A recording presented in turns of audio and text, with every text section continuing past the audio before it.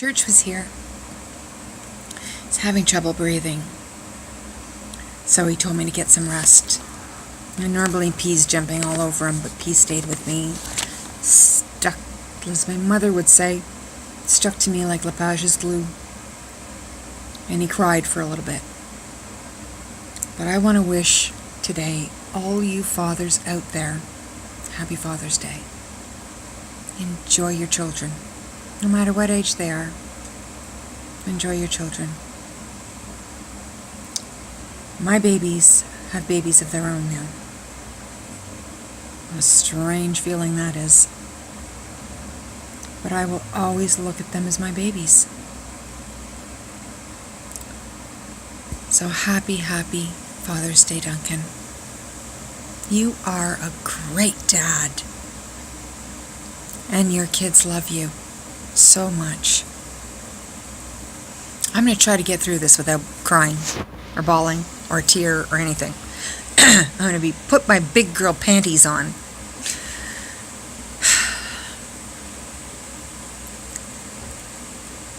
So, I'm getting nostalgic and everything.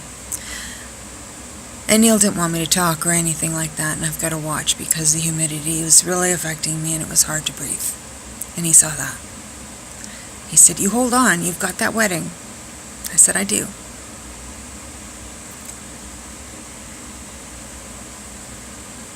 So, it's sunny, it's beautiful. A few short weeks ago, the trees were barren, and now they're lush and green. I see the beauty in every single thing that surrounds me, even concrete. It may sound stupid, but it's not. When you have incurable diseases or you feel yourself getting worse, everything is beautiful in its own way. Everything. Everything takes on different meanings. But I digress. Back to Father's Day.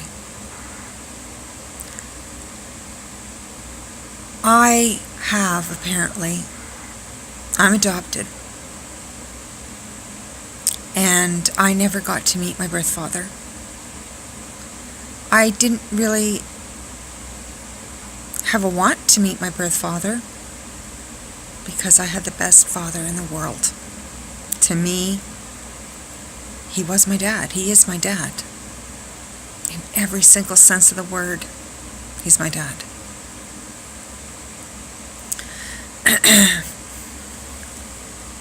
This is where it gets hard.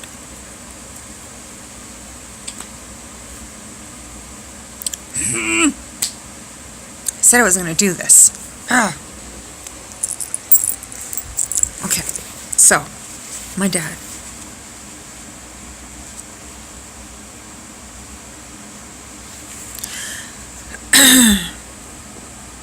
Obviously, you can see how much I love him and how much I miss him.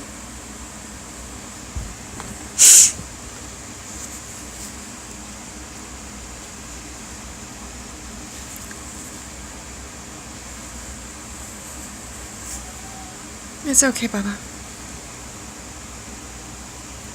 My dad was the best dad in the world. I was so blessed to have him as my father. I was so blessed. And I thank my mother, my birth mother, for having me. Because then, it was taboo.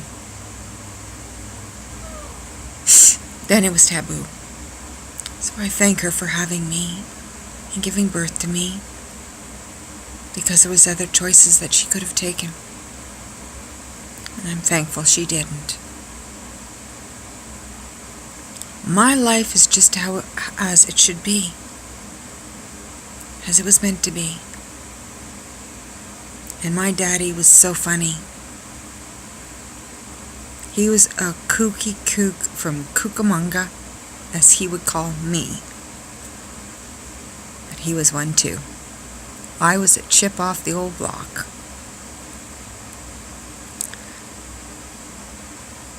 He would make you laugh. He was loving and caring and thoughtful and compassionate and kind. And he was my hero. He started out in the Navy.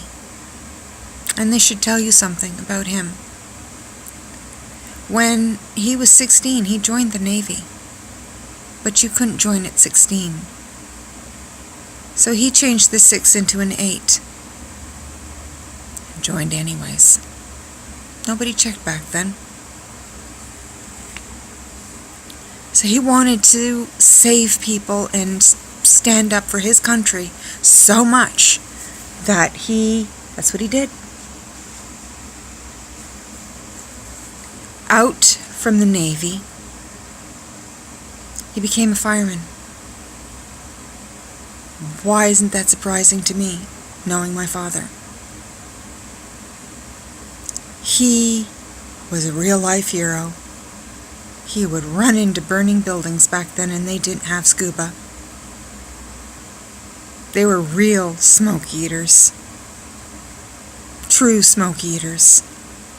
And they would go back to the station and they would fix themselves up Keen's mustard and hot water and down that, and out would come the soot and everything else from the fire that they fought.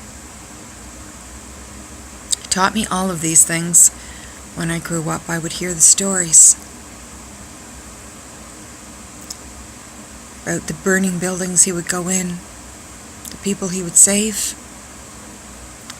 He was there on their worst day to help them. And he would give his life to save them. Even though at home he had a daughter, his natural daughter was born with spinal bifida. And she wasn't expected to live. My sister Susan, she wasn't expected to live.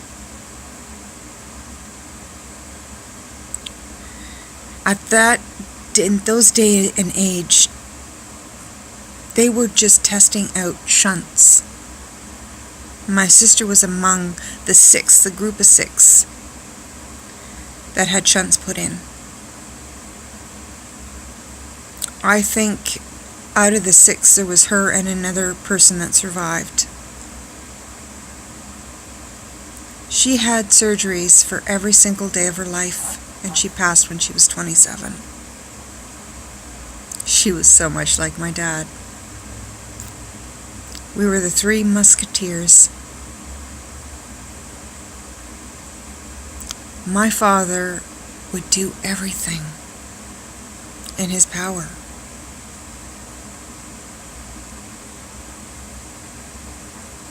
And as I grew up, my eyes would widen. And I was Daddy's girl, absolutely, for sure. As my mother would say, if he could keep you in the back of his hip pocket and carry you around with him all day, he would. Yes.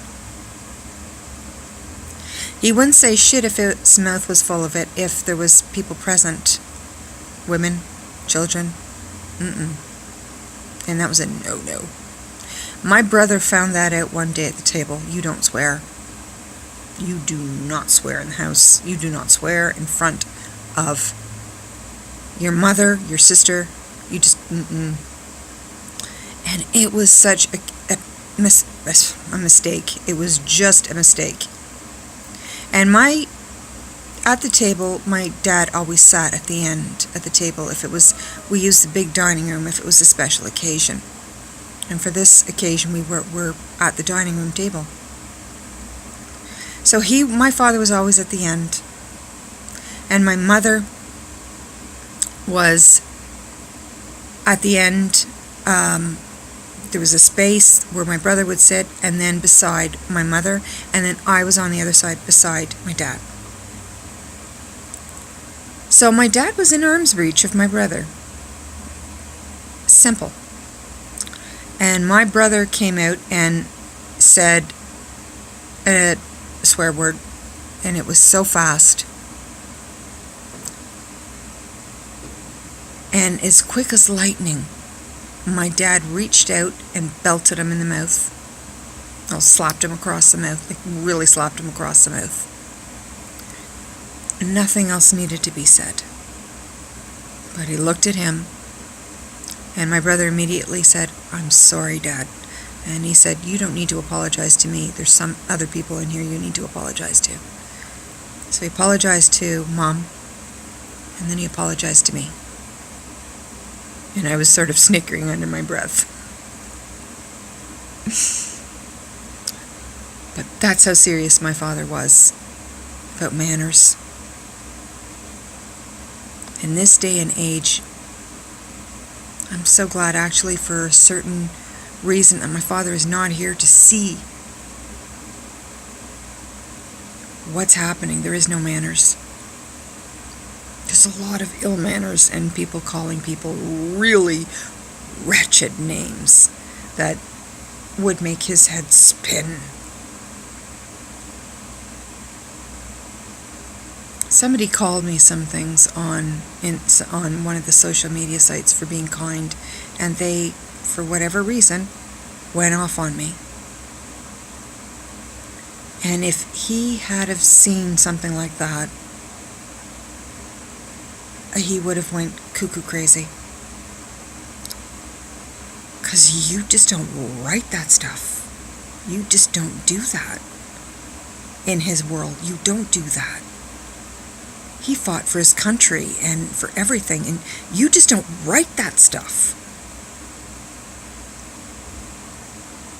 So I was brought up with that mentality to help others, to do good, to do what I can. He brought me up well. I've always looked for a man that would be like my dad.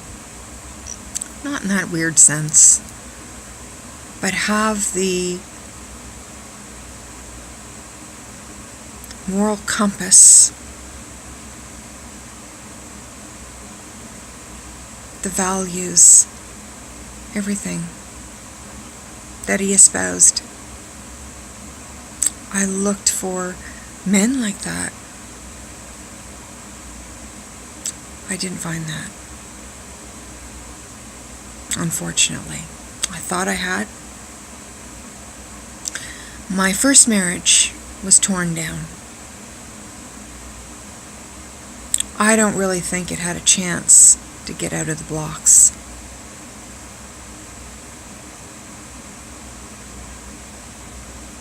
My father looked to him like he was a son, and he guided him. And they had chats often. And I think, like I said, I'm gonna sneeze. Oh!